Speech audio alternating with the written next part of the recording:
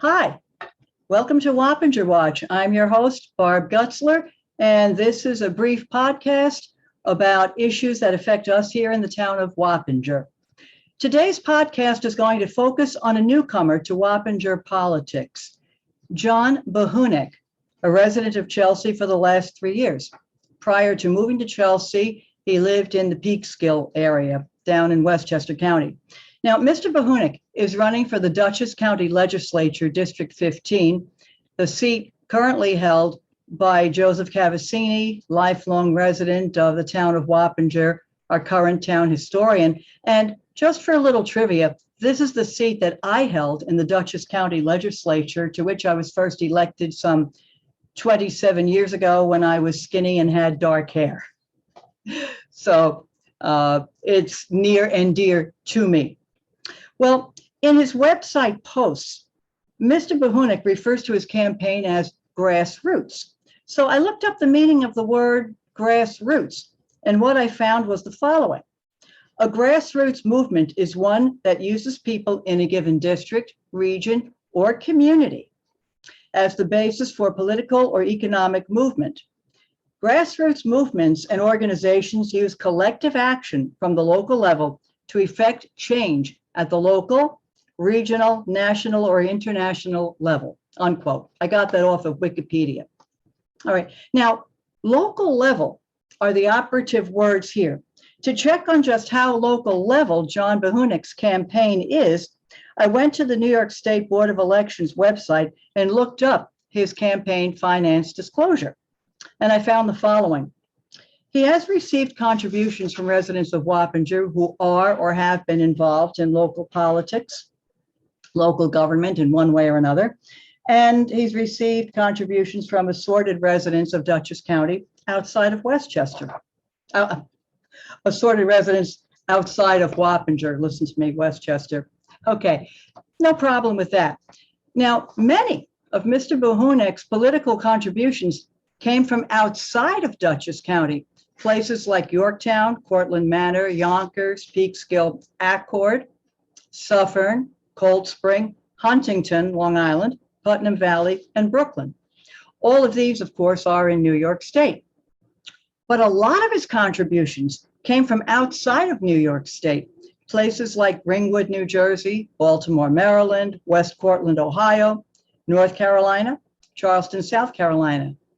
Now I ask, is this grassroots? Is this collective action at the local level that you're taking money from out of state? Now, next, I looked at his expenditures and I found a few interesting things.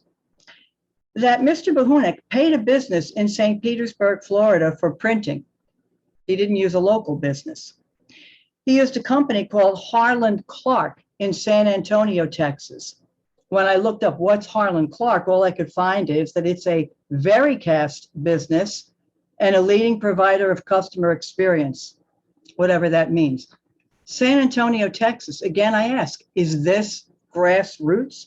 Is this collective action at the local level?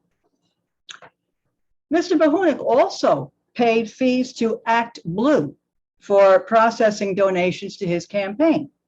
So I looked up Act Blue. And what I found is that Act Blue is a fundraising arm of the Democratic Party.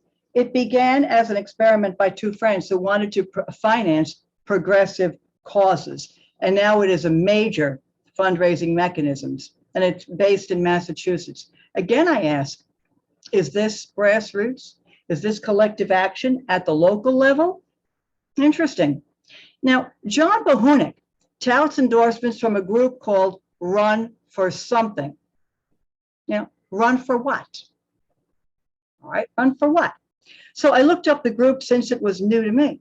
And what I found out from Mr. Bohuniek's website, and right here on his website, you see, he touts an endorsement on Run for Something.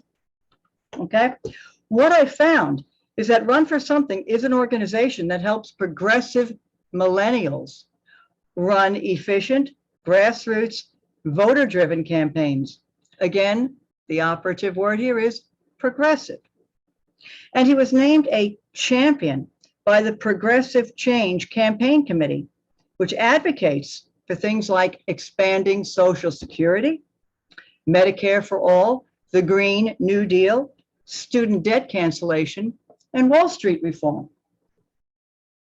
Well, ladies and gentlemen, the constant use of the word progressive really concerns me. Do you know who the progressives in government are?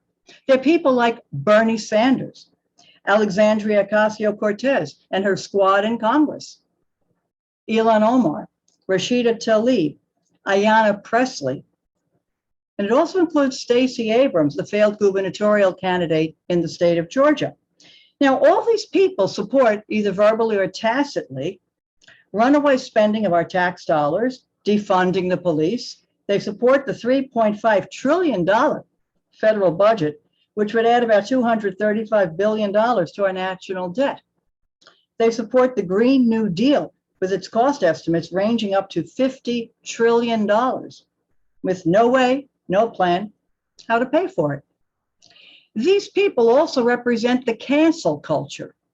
You know, that cancel culture, the attitude now that if you are opposed to their agenda, if you have an opinion different from theirs, you got to be silenced. They're also part of the woke generation that supports radical causes. These same progressives remain silent rather than condemn the riots of last summer that befell our nation. Ladies and gentlemen, is this what you want for Wappinger? Yet these are the groups that John Bohuniek is using to raise campaign funds. Does he support their agenda? Does he support runaway spending? Does he support defunding the police, leaving us unprotected? Does he support such radical causes? Is he a progressive in moderate's clothing? Now, expanding Social Security. Does all this mean that I, a senior citizen on a fixed income who depends on Social Security, I, a senior citizen who has been paying into the system since 1965, that I must sacrifice cost of living increases or see the benefits for which I paid reduced, so that those who never contributed a dime can have a share of my money? It's your money too. You're affected the same way I am.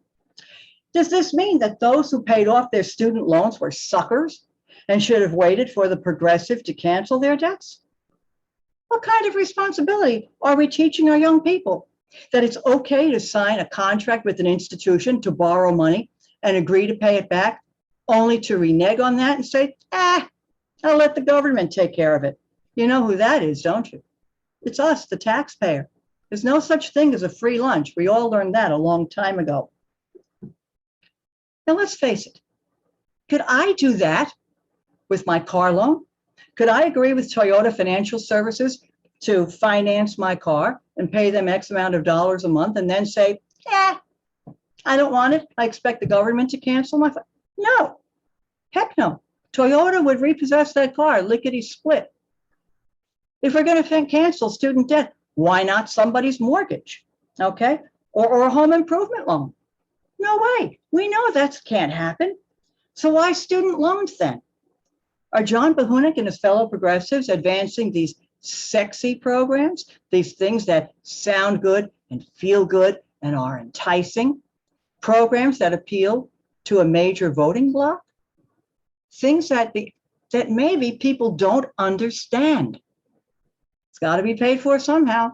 It's going to come out of our pockets. So it seems to me, ladies and gentlemen, that John Bohuniek's sole purpose for running for the Dutchess County Legislature is to flip Dutchess blue.